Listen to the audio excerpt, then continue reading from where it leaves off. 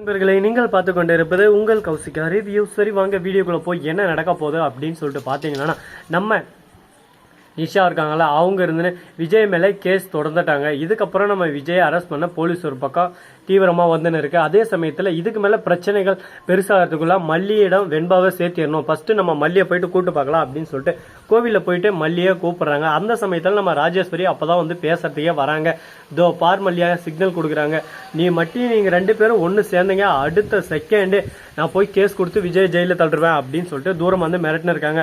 நீங்கள் எதுக்கு என்ன பார்க்க வந்தீங்க, நீங்கள் யார், அண்ணே நான் அடித்து துரத்துட்டீங்களே, அதே மாதிரி உங்களை அடித்து நான் துரத்துட்டேன், இந்த இடத்துல பார்த்தீங்கன்னா அசிங்கமாயிரும், சட்டக்காலரை பிடிச்சி மரியாதை கெட்டு போயிடும், இதுக்கு மேலே திரும்ப என்ன பார்க்கறதுக்கு எதனா வந்தீங்க உங்கள் அவ்வளோதான் பார்த்துக்கோங்க, உங்கள் தாலியை கடை நான் கழட்டி எரிஞ்சிட்டேன், உங்களுக்கு எனக்கு எந்த சம்மந்தம் இல்லை, அதுக்காக தான் நான் டைவர்ஸ் நோட்டீஸே அனுப்புனேன், திரும்ப அப்படியே வந்துடுறீங்க, எப்போ பார்த்தாலும் உங்களையும் உங்கள் பொண்ணையும் பார்த்துட்டு தான் என்னோட வேலையா அப்படின்னு சொல்லிட்டு மல்லி வாய்க்கு வந்தபடி பேசுறாங்க. விஜய் மனசுடைஞ்சு போயிட்டு என்னடா இது நம்ம மல்லி அப்படி பேசுறதுன்னு சொல்லிட்டு ஒன்றும் புரியாமல் குழப்பத்தில் போயிட்டு இருக்காங்க. அந்த சமயத்தில் நம்ம அன்னபூர்ணியும் வெண்பா இவங்க 2 பேரும் ராஜேஸ்வரி பேக் சைடு தான் இருக்காங்க. கரெக்டாக ராஜேஸ்வரி சிக்னல் கொடுத்தது, ராஜேஸ்வரியை பார்த்து நம்ம மல்லி பண்ணது எல்லாத்தையும் பார்க்குறாங்க. அதுக்கப்புறம் மல்லி உட்காந்து அழுறதையும் பார்க்குறாங்க. உடனே நம்ம ராஜேஸ்வரி கிட்ட இது எதையும் சொல்ல, விஜய் கிட்டே எதையும் சொல்ல, போயிட்டு மல்லி அழுந்து இருக்கிற போது விஜய் அங்கேருந்து கிளம்பிடுறாரு. எதுக்கு மல்லி, எதுக்கு இவ்வளோ கஷ்டப்படுற சொல்லு பார்க்கலாம், நீ பண்ணுறது எல்லாமே உனக்கே நியாயமாக இருக்கா, உனக்கே தெரியும் உனக்குள்ள எவ்வளோ வேதனை இருக்குன்னு சொல்லிட்டு அந்த வேதனையெல்லாம் நீ வெளிப்படையாக கொட்டி தீர்த்தனால எதுக்கு தேவையில்லாமல் எல்லாருக்கிட்டையும் கெட்ட பேர் வாங்கினேன், நீயே ஒரு பக்கம் கஷ்டப்பட்டுன்னு உன் வாழ்க்கையை நீ ஸ்பாயில் பண்ணிடுறே அப்படின்னு சொல்லிட்டு நம்ம அண்ணன் பொண்ணு கேட்குறாங்க, நான் என்ன பண்ணட்டுமா, எனக்கு என்ன பண்ணுறதுனே சொல்லிட்டு தெரியல, விஜயோட வாழ்க்கையை காப்பாற்றுறதா இல்லை வெண்பாவோட வாழ்க்கையை காப்பாற்றுறதா, எனக்கு என்ன பண்ணுறதுன்னு சொல்லிட்டு தெரியல, விஜய் ஜெயிலுக்கு போகாமல் இருந்தால் மட்டும்தான் வெண்பா விஜய் இவங்க 2 பேரும் சந்தோஷமா இருப்பாங்க, விஜய் இருந்தால் மட்டும்தான் வெண்பாவோட வாழ்க்கை ஃபுல்ஃபில் ஆகும், நான் மட்டும் இருந்து என்ன ஆக போகுது சொல்லுங்க பார்க்கலாம். விஜய் நிறைய படிச்சிருக்காரு, அவர் ஏதோ ஒன்று பண்ணுவார், ஏதோ ஒரு ஒர்க்கு போவார், ஆனால் நான் அப்படியா, நான் வந்து 8ஆவதே ஒழுங்காக படித்து முடிக்கல, எனக்கு என்ன வேலை கிடைக்கும் சொல்லுங்க பார்க்கலாம் அப்படின்னு சொல்லிட்டு மல்லி ஃபீல் பண்ணி பேச ஆரம்பிக்கிறாங்க. மல்லி பேச ஒரு பக்கம் அன்னபூர்ணி கண்ணில் தண்ணியாக வந்துன்னு இருக்க, மறுபக்கம் இது எல்லாமே விஜய் ஓரமாக நின்று ஒட்டு கேட்டுன்னு இருக்காரு. நம்ம மல்லியை பற்றி எனக்கு நல்லாமே தெரியும், இது ஏன் மல்லி தான், என் மல்லி நான் கஷ்டப்படக்கூடாதுன்னு சொல்லிட்டு எனக்காக எவ்வளோ தியாகங்கள் எவ்வளோ வேதனையெல்லாம் தாங்கின்னு இருக்கா, இந்த மாதிரி அவளை கஷ்டப்பட வச்சவளோ சும்மா விடலாமா, அவளை இதனா ஒன்று பண்ணணுமே அப்படின்னு சொல்லிட்டு விஜய்க்குள்ள ஒரு கோபம், ஒரு ஆத்திரம், ஒரு ஆவேசம் வருதுங்க.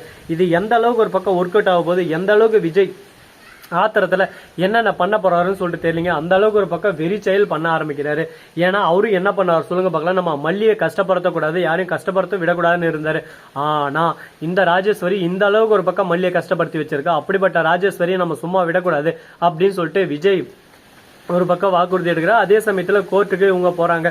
கோர்ட்டுக்கு போகும்போது தான் இன்னும் நிறைய சிக்கல்களெல்லாம் வருதுங்க. என்னன்னு சொல்லிட்டு பார்த்தீங்கன்னா, கரெக்டான டைமுக்குள்ளே நம்ம விஜய் போய் கோர்ட்டில் ஆஜர் ஆகலைன்னா விஜய் வந்து இந்த கொலையை அவர் தான் பண்ணார், அதனால் இவர் மறைமுகமாக எங்கேயோ மறைஞ்சிட்டு இருக்காரு அப்படின்னு சொல்லிட்டு இந்த கேஸ் மேலும் ஸ்ட்ரிக்ட் ஆயிரும். அதனால விஜய் எப்படியானா போய் ஆகணும். விஜயை போக விடாமல் தடுக்கிறதுக்கு நிறைய கும்பல் பிளான் பண்ணுது. ஆனால் இது எதுவுமே தவிர்த்துட்டு விஜய் யாருக்குமே தெரியாமல் ஒரு ஆட்டோவில் தான் போறாரு, போயிட்டு இறங்கிட்டு உள்ளாமல் போயிடுறாரு கரெக்டான டைமுக்கு. விஜய் இருந்து அவர் பக்கம் நைட்டாக சொல்றாரு, இந்த மாதிரி யார் என்ன வேணாலும் சொல்லுவாங்க, அதுக்குன்னு நான் பண்ணதாயிருமா, இதுக்கு முன்னாடி இந்த கேஸ் க்ளோஸ் ஆயிடுச்சு, திரும்ப இவங்க ரீஓப்பன் பண்ணியிருக்காங்க, அது மட்டும் இல்லாமல் எந்த ஒரு எவிடன்ஸ் இல்லாமல் இவங்க நான் பண்ணேன்னு சொல்லிட்டு சொல்றாங்களே, இதுக்கு என்ன எவிடன்ஸ் இருக்கு, என்ன ஆதாரத்தை வச்சு மேல பழி போடுறாங்க, இது எதுவுமே எனக்கு புரியல, ரொம்பவே குழப்பமா இருக்குன்னு சொல்லிட்டு சொல்றாங்க. குழப்பங்கள் நிறைய இருந்தாலும் நம்ம விஜய் மேல தப்பு இல்லைன்ற விஷயம் நமக்கும் நல்லாவே தெரியும், விஜய் நியாயமானவர்ன்ற விஷயம் தெரியும். என்னங்க பண்றது, இது எல்லாமே நிரூபிக்கணும்னா ஆதாரன்றது ஒன்று வேணும், முக்கியமா காசு வேணும்.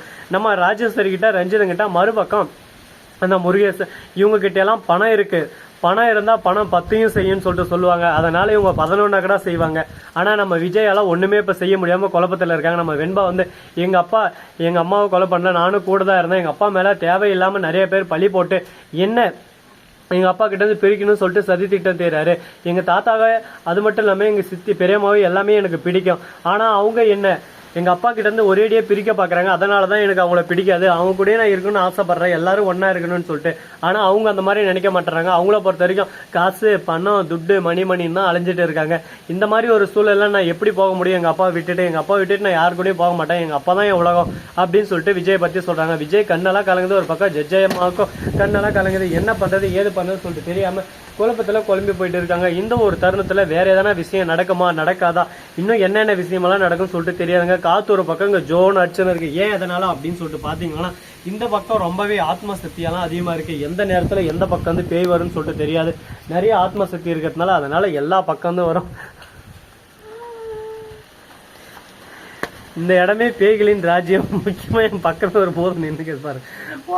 பேய்னா இந்த இடத்துல நிறைய பேய்கள் இருக்கா. அது மட்டும் இல்லாம மேல நிலவுல பாத்தீங்கன்னா அந்த இடத்துல அந்த வெள்ளை ஒளி, அது பக்கம் தான் ஆத்மா. தனியா யாரானா போனா அப்படியே தூக்கின்னு போயிடும் அந்த ஆத்மா. அந்த காத்துலயே பறந்து வந்து அப்படியே சும்மா சடுக்குன்னு தூக்கின்னு போயிடும். இப்ப போக போறாங்க, தூக்க போகுது. ஸோ நண்பர்களே, இந்த வீடியோ பிடிச்சிருந்தா லைக் பண்ணுங்க, கமெண்ட் பண்ணுங்க, ஷேர் பண்ணுங்க, டிண்டிங் மேல தட்டி விட்டு போங்க. அப்பதான் நாம போற அடுத்தடுத்த வீடியோ உங்களுக்கு உடனுக்குடன் ஒரு மிக்க நன்றி. தேங்க்ஸ் ஃபார் வாட்சிங். Tata, see you. நன்றி, வணக்கம், வந்தனம், வருக தருக.